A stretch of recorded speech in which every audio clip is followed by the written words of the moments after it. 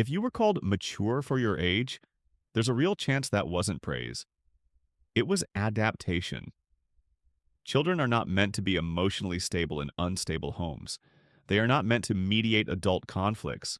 They are not meant to understand anxiety before they understand multiplication. But you did. You didn't grow up early. You adjusted early. Growing up is gradual. Adaptation is urgent. And urgency leaves marks. Somewhere in your childhood, there was a moment. Maybe you were 7, maybe younger. There was tension in the house. No one said anything, but you felt it. The silence was loud, the air was heavy, and you realized something without words. If I stay quiet, things calm down. If I behave perfectly, maybe nothing explodes. That realization rewired your nervous system. Psychologists call it parentification. But your body didn't need a label. It just learned a rule. Safety depends on me. From that point on, you were no longer just a child. You became a regulator. The invisible burden. There are 2 ways a child grows up too fast. The visible way is instrumental. You cook. You clean. You take care of siblings. You manage responsibilities beyond your years. Adults might even praise you for it. You're so responsible. But the second way is quieter. Emotional parentification. You become the confidant, the therapist, the emotional stabilizer for adults who are supposed to stabilize you. You absorb anger. You absorb sadness. You absorb unpredictability. And here's what matters. When a child repeatedly suppresses their own needs to manage a parent's emotional state, the brain reorganizes around survival. The prefrontal cortex overdevelops. Hyper-awareness strengthens. Emotional suppression becomes automatic. You don't just act mature, you become wired for vigilance. The brain that never stood down. Now you're an adult, but your nervous system still scans. You walk into a room and instantly read the atmosphere. You notice micro-expressions. You detect tone shifts others miss. That was a survival skill. But survival skills don't automatically deactivate. If someone is quiet, you assume it's your fault. If someone is upset, you feel responsible. If conflict appears, you move toward it instinctively. You don't relax easily. Because once, relaxing wasn't safe. The emergency ended years ago. Your body never stood down. And the body remembers what the mind minimizes. You might tell yourself, it wasn't that bad. I turned out fine. Other people had it worse. But trauma isn't measured by comparison. It's measured by overwhelm without protection. If you were overwhelmed repeatedly without a safe adult to co-regulate you, your body adapted. That adaptation shows up as tight shoulders that never fully soften, a jaw that clenches at night, shallow breathing, difficulty fully exhaling. You can sit in a quiet room and still feel on. That's not personality. That's a nervous system that never completed the stress cycle. The success trap. Here's the paradox. Children who grow up too fast often become extremely competent adults. You are reliable, efficient, calm under pressure. People depend on you, and that feels stabilizing. But competence became your identity. If you are useful, you are valued. If you are needed, you are safe. So you overfunction, you overachieve, you struggle to delegate, you struggle to ask for help. Needing someone feels dangerous, because once upon a time there was no one to need. Success becomes your shield, but shields are heavy, and wearing one constantly is exhausting. Sometimes your achievements are not ambition. They are insurance. Insurance against being invisible.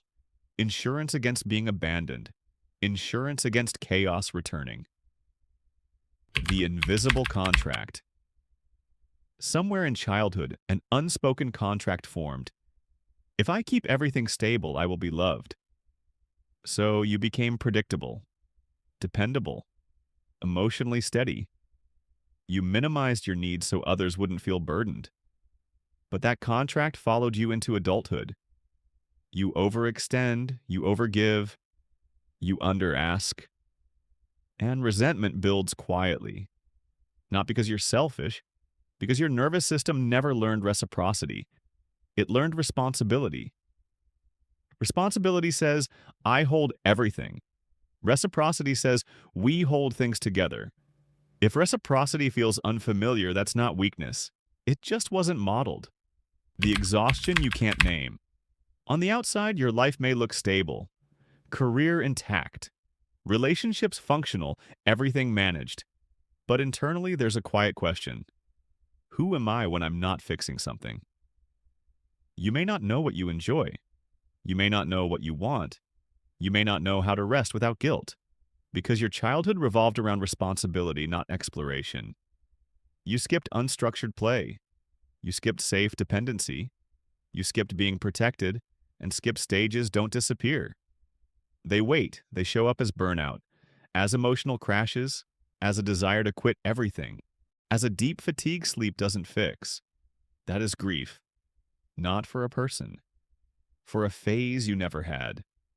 Why calm feels uncomfortable. Here's something surprising.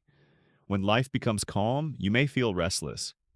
When relationships are healthy, you may feel uneasy. When there's no crisis, you may feel empty. Because your nervous system equates intensity with familiarity, and familiarity with safety. If chaos was normal, calm feels foreign. If hyper-responsibility was identity, stillness feels threatening. So you stay busy. You fix problems that aren't yours. You take on more than necessary. Movement feels safer than stillness. But growth means tolerating calm. It means sitting in peace without needing to earn it. Survival is not maturity. Let's separate this clearly. You were not mature, you were adapted. True maturity includes emotional self-connection. Adaptation required emotional suppression. You learned to hide anger, hide fear, hide need. You learned that being small was unsafe, so you became strong. Strong beyond your years, but strength built on survival is tense. Strength built on safety is grounded. One exhausts, the other sustains. Reparenting. The nervous system. Healing for someone who grew up too fast is not about becoming tougher. It's about building internal safety. It's about teaching your nervous system. You don't have to scan anymore. You don't have to anticipate disaster. You don't have to hold everything together. That takes repetition. Moments of saying no and surviving it. Moments of asking for help and not being abandoned. Moments of resting and nothing collapsing. Those experiences create new neural pathways. Safety is learned through experience, not through logic, and it can feel uncomfortable at first. Peace can feel unfamiliar. Being cared for can feel strange. But unfamiliar does not mean unsafe. It means new. The identity beyond survival. There is a question beneath everything. If I'm not the strong one, who am I? That question can feel destabilizing, because strength became your brand. But strength is not your entire identity. You are allowed to be playful, curious, messy, needy, unsure, human. The child who adapted did something extraordinary. They survived. But adulthood is not about surviving the same way. It's about expanding beyond it, not losing your competence, balancing it with softness, not abandoning strength, letting it relax. The final truth. You were called mature, but maturity was survival under pressure. You were called strong, but strength was adaptation without backup. You were called responsible, but responsibility was a role you inherited too early. Now you are allowed something different. You are allowed to exist without stabilizing everything. You are allowed to feel without fixing. You are allowed to rest without earning it. The emergency is over. Your nervous system may not believe that yet, but it can learn. The child who held up the sky deserves to put it down, and the sky will not fall. You didn't grow up too fast. You survived too early. Now it's time to live at the right speed.